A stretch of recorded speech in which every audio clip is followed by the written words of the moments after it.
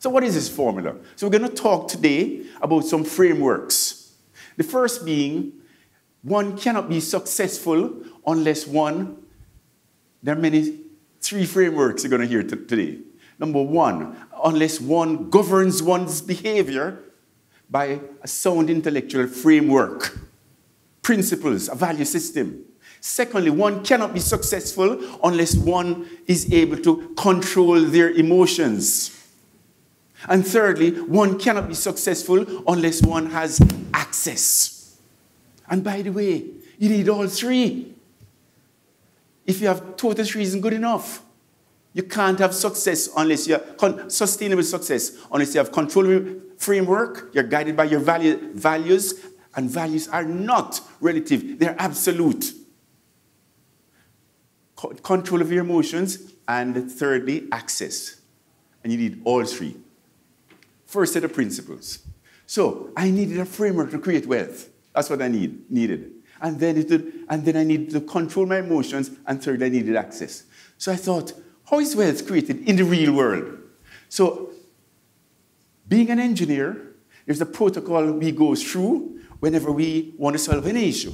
Number one, we observe. Number two, from our observations, we create a hypothesis. And then third, we stress test the hypothesis. If the hypothesis holds true, we codify it. And then lastly, hardwire it so it becomes who I am. So the test, or the issue in my mind, the question in my mind was, how is wealth created?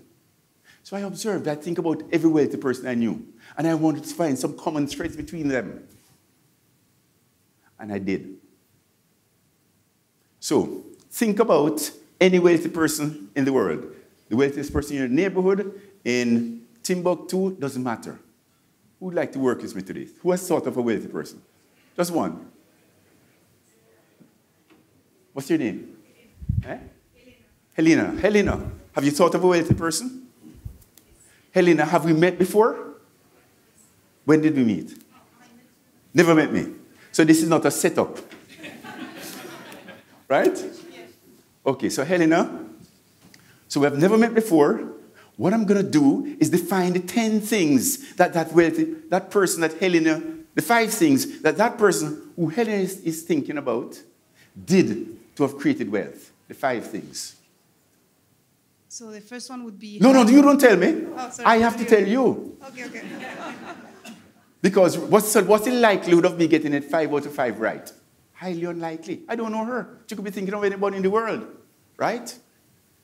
So, Helena, I am confident that person you're thinking of created his or her wealth by owning a few high-quality businesses. Invariably less than you have fingers on one hand. Am I right? Yes or no? Yeah, yes. Number 2, I'm absolutely sure that person you're thinking of created his or her wealth by really understanding what those few businesses. Am I right? Yes. What's the score? Was it? 2-2. I am confident that person you're thinking of created his or her wealth by making sure that those few businesses are in strong long-term growth industries. Am I right? That's right, yeah. What's the score? 3-3. I am confident that person you're thinking of created his or her wealth by using other people's money prudently. Pardon me? Yes, correct. How would I know that? 4-4. And lastly, I'm confident that person you're thinking of created his or her wealth by simply holding those few businesses for the long term.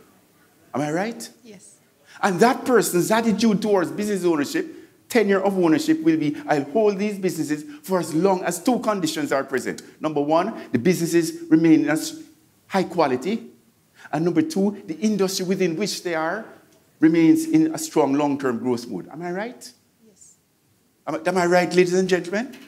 And by the way, they did all 5. So if you don't know that you need all 5, you're not going to create any wealth. Or you may have created the wealth by accident, intuitively. But intuition is very difficult to impart to the next generation. So what we have done is codified how wealth is created in the real world so that we can replicate it, and teach it.